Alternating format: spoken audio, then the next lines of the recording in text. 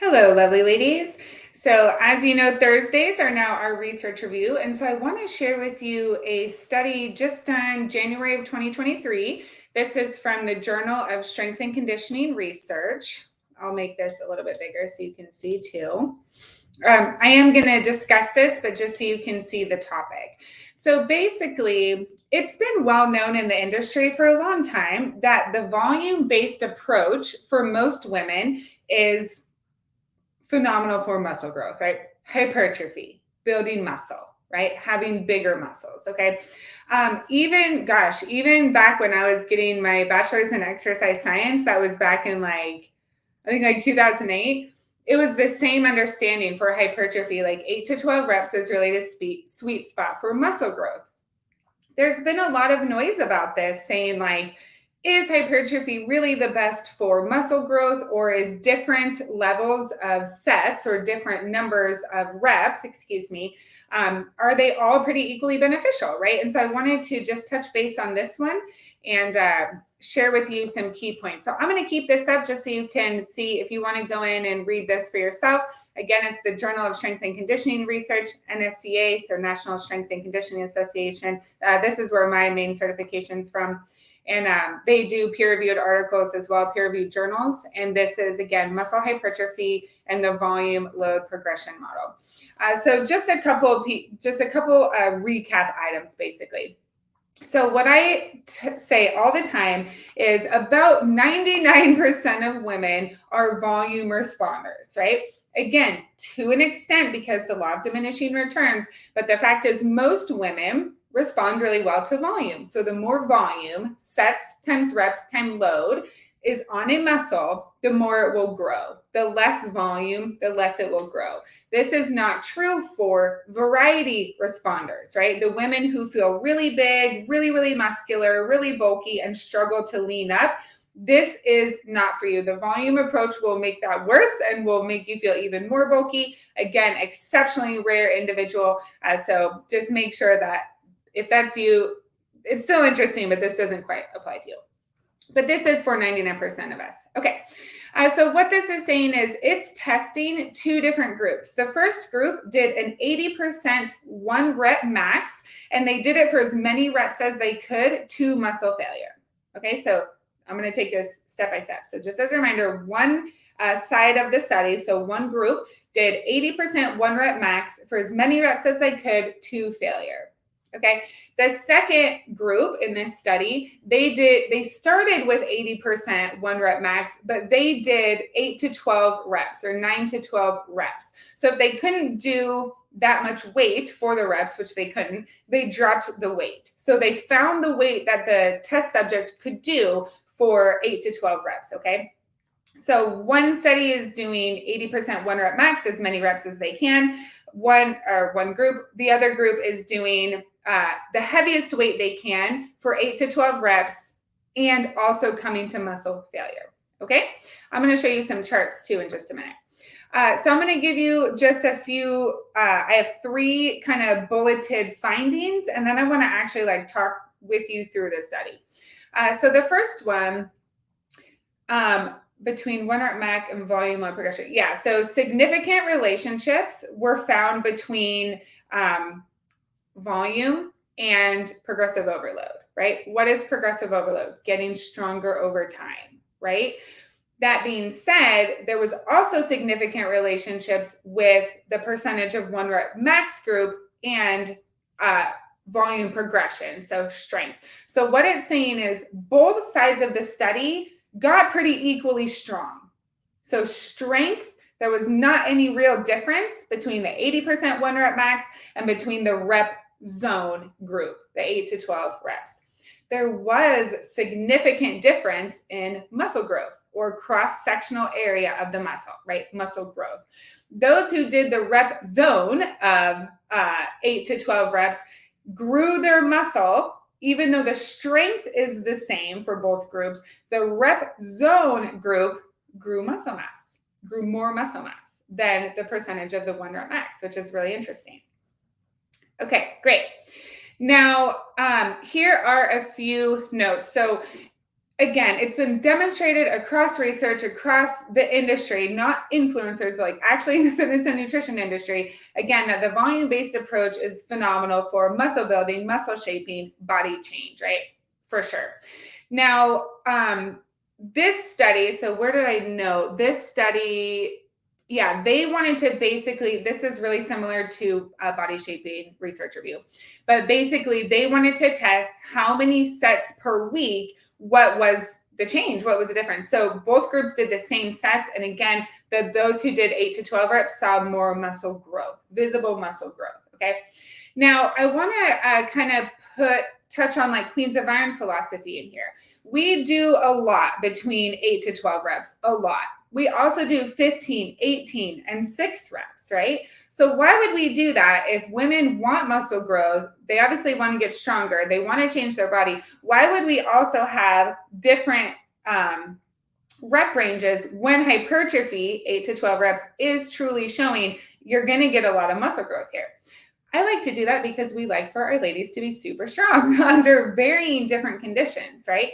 Because in your everyday life, you may need to lift a couch, but you might not be able to lift that couch 12 times, right? But you want to be strong and injury-free for everyday living. So we certainly, again, we do a ton of volume between 8 to 12 reps. So you're getting those amazing changes.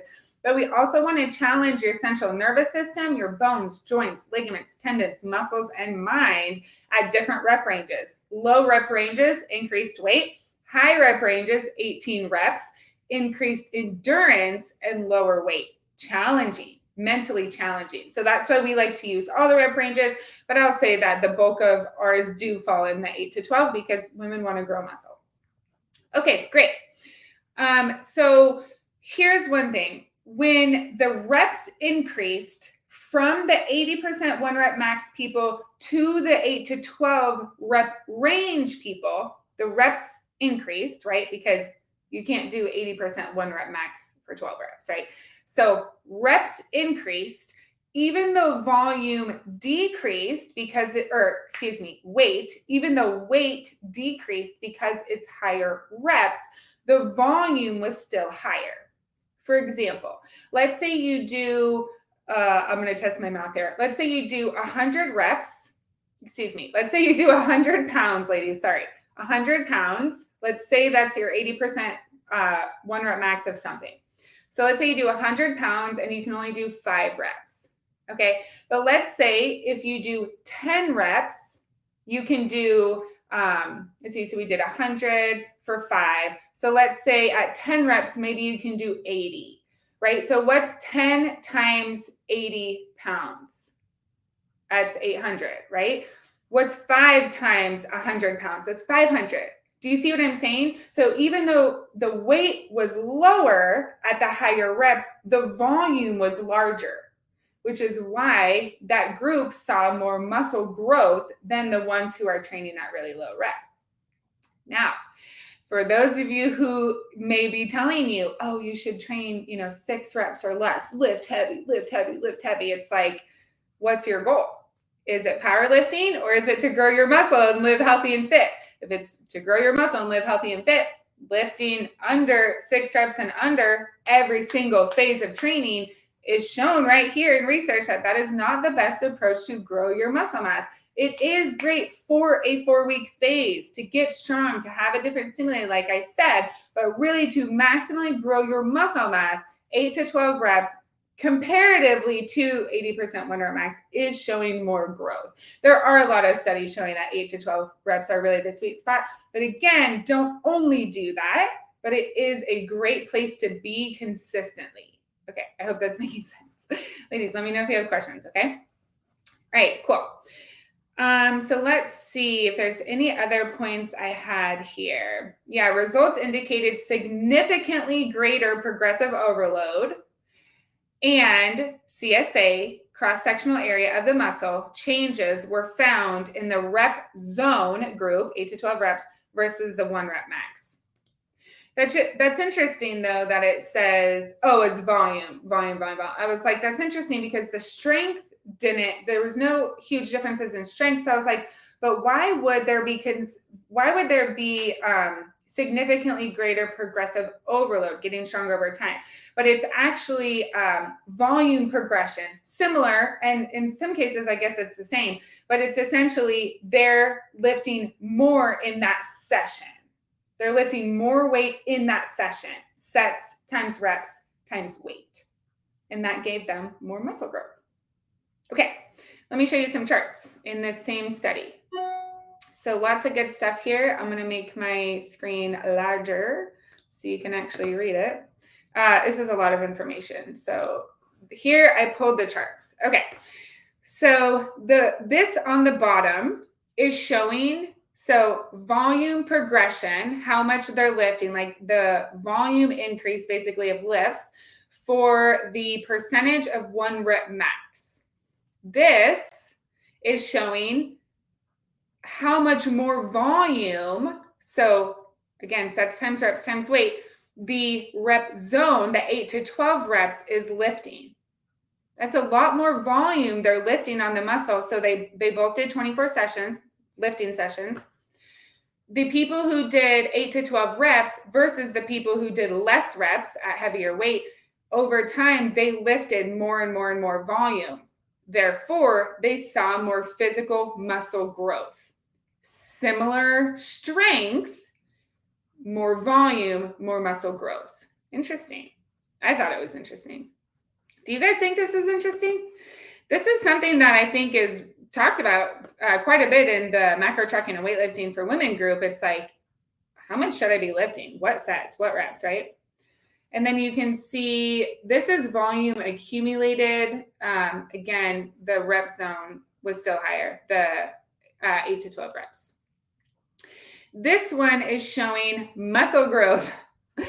Changes in CSA, cross-sectional area of a muscle. The 80% 1 rep max zone, this was their percentage of change in, so basically muscle growth. And this was those who did 8 to 12 reps after the same amount of sessions. This was the difference in muscle growth, huge difference. Funnily enough, ladies, look at this.